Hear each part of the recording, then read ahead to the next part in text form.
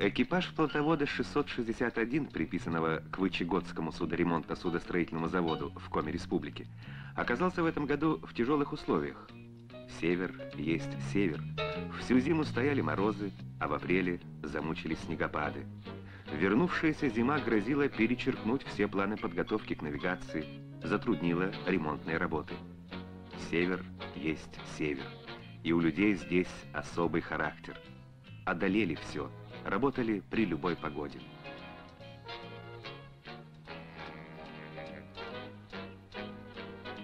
Льды пробили раньше намеченного срока. Пришел день, и капитан плотовода Альберт Герасимович Раскоша отдал команду начать первый рейс.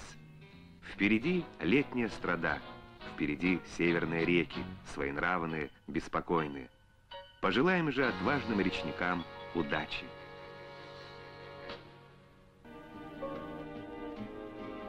Производственное объединение «Вычегда-Лесосплав» в Коми Республике – одно из крупнейших предприятий отрасли.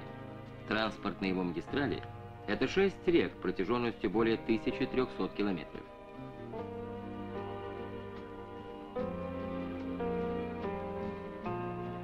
Объединение «Вычегда-Лесосплав» предложило Северному речному пароходству пойти на смелый эксперимент – провести по Верхней Вычегде от Усть-Кулома до Сыктывкара плоты длиной в 500 метров.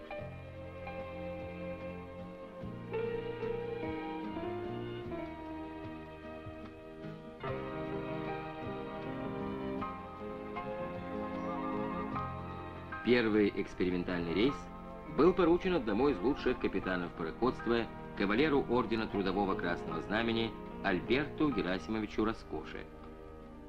Экономический эффект от перехода на плоты повышенной протяженности составит около 100 000 рублей в год.